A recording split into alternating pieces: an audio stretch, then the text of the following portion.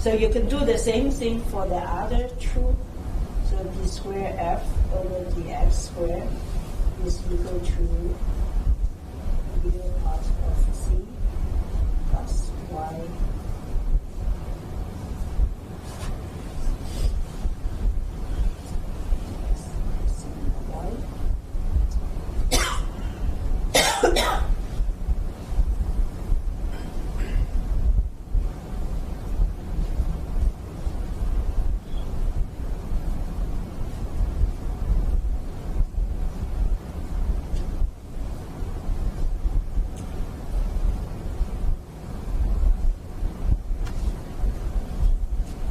Okay. So far, I'm just using the Cauchy-Riemann conditions and trying to reduce from my stress function to the stress component. I noticed that I have not done anything regarding what the geometry look like, what's the boundary condition. This is just general equations that you can apply to any elastic problem. So the stress components are related to the area function, which is not surprising at all. And the stress function, of course, if your stress function is related to the complex variable, the analytical complex functions. So that's the relationship. One thing that is also important in terms of fracture mechanics is the displacement. Even though a lot of time when we deal with other problems, we are not particularly care about the displacement. Usually we look at the stress and the strain. But for fracture mechanics, the displacement is also important. You will see later why that is. So in this case, we should be able to calculate the displacement from the stress function as well, or should be able to derive that as well. So what we have is to derive the displacement, we start with strain because now we have stresses, and we know that the strain and the stresses are related. And then from strain, we can calculate the displacement. So for strain, let's just look at maybe one epsilon y. The reason that I choose the epsilon y is because it is dv over dy, and the v is the displacement along the y-axis. So in this case, I have specifically a structure in mind, which is like if I have a plate with a crack in the middle, if I apply load or stress on that, the crack will open up, right? So that's the crack opening is the view that I'm looking for to see. These two surfaces was originally called existing in the same location, but when I apply load, they will open up. And a lot of times, this crack opening distance, you can use that for fracture mechanics calculation as well. That's why I select this variable. Okay, so if we assume the strain, if we assume a plane stress condition, so we know that the strain is going to be related to the stresses by Hooke's law. And so in this case, it's for plane stress.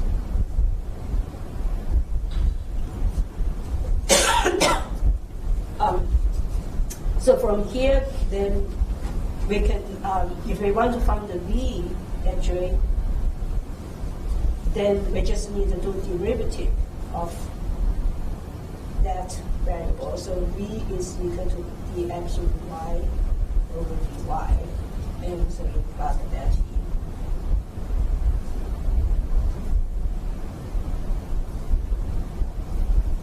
So that's how you calculate the displacement from your stresses.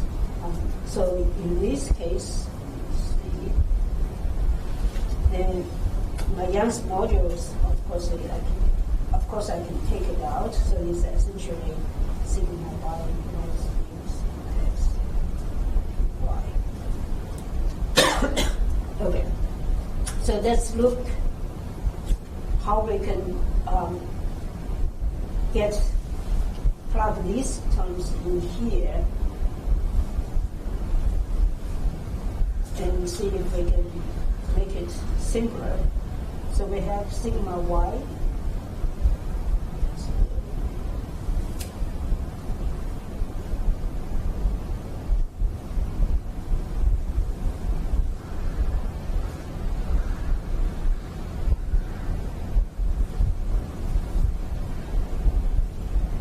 And we have sigma x is over here.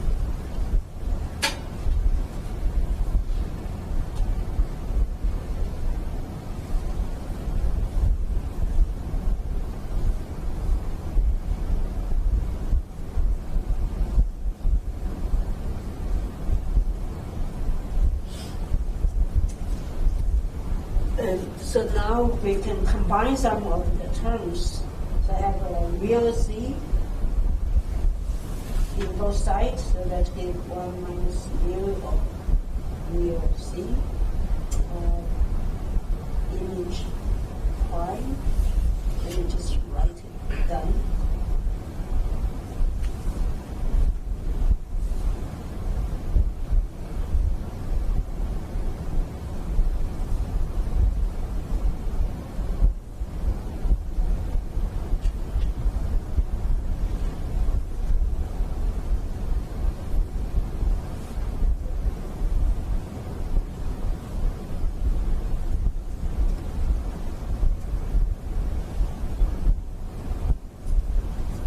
Okay.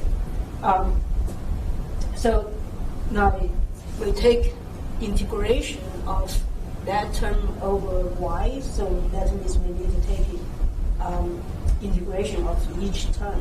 So let's look at this term. So if I plug this into there, so I will take the first term. I have real z of y. So here I'm going to use the Cauchy-Riemann condition again.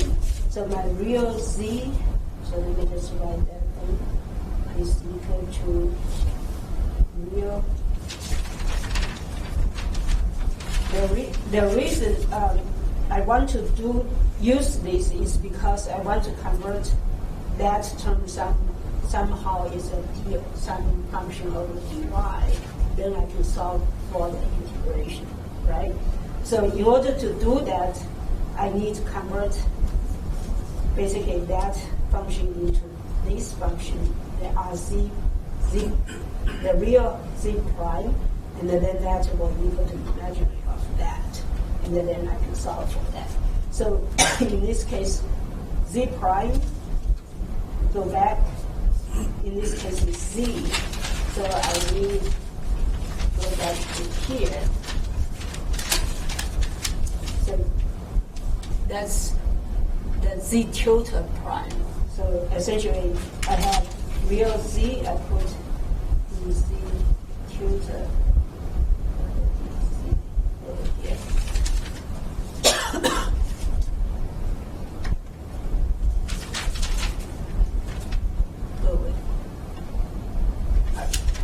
Okay. And that, of course, you can write it down as real z tilde z prime. Okay. So now when I write it like this, so that means I can use this equation over here, and then that is equal to d over dy, imaginary part of z tilde.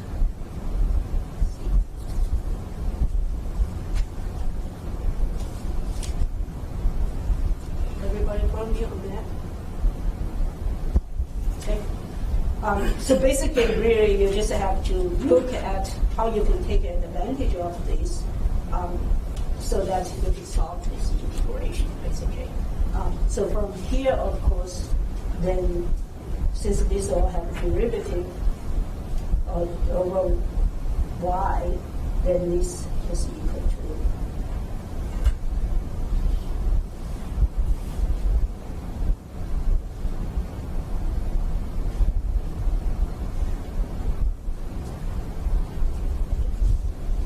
any question on this one?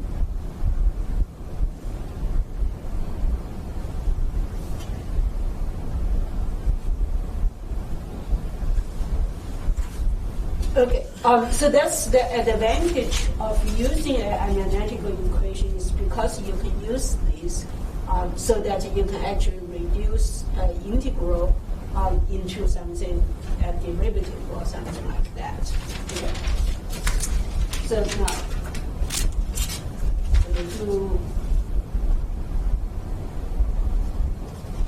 okay, so we got take care of the first term over here, and I'm going to just write down the other terms. So the second term is the imaginary part. Okay. So let's deal with the second term here is the integration of y over the whole thing. So we'll deal with that. So it's y of imaginary c prime. Excuse me. That's good. So that's basically come from the second part over here. So for that, we will first use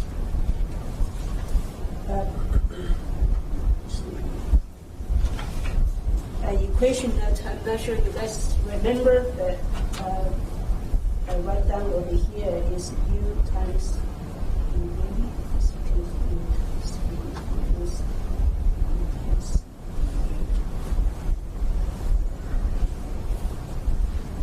v. Right? So we use that because we have two terms over here. So we're trying to kind of switch things around a little bit.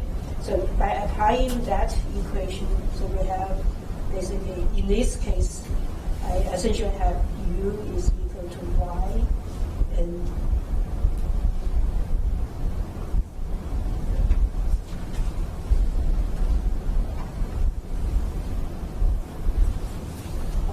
I'm jumping ahead of myself.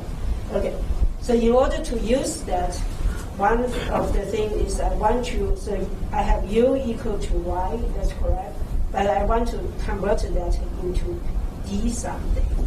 So that term has to be d something. So I write it down first.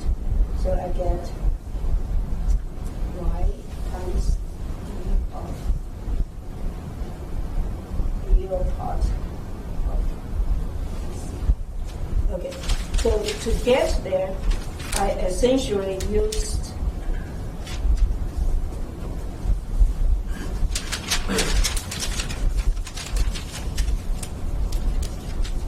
that equation over here.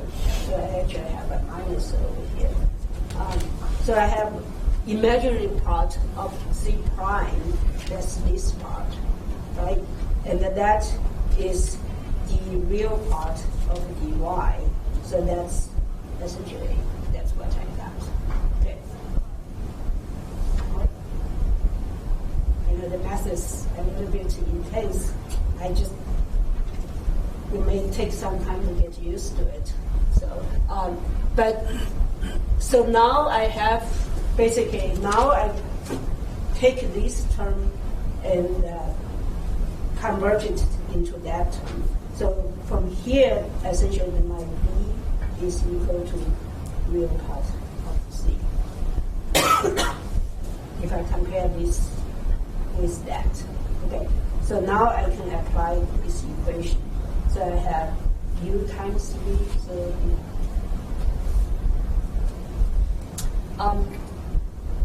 now I get at least one term out of the integration, and minus v, which is real part of the c, and times du is dy.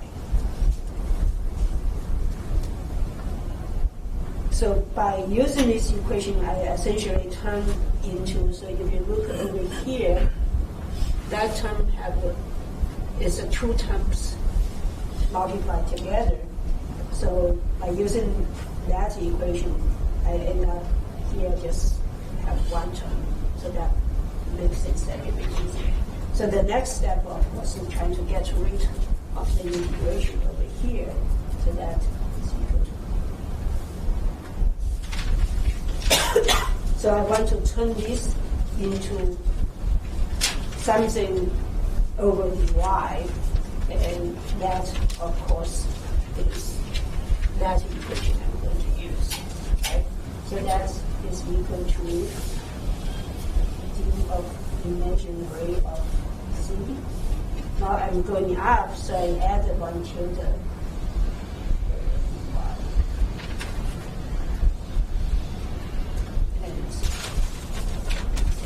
okay, so let's just add some.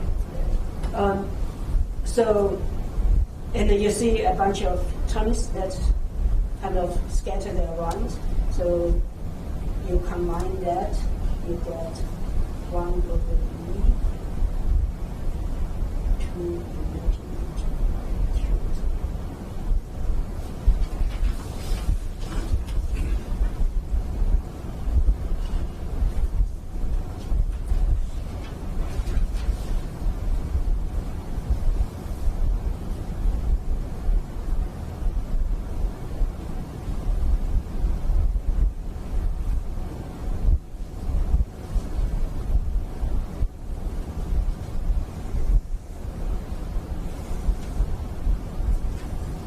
Okay, so that's how the displacement is related to the Glasgow stress equation.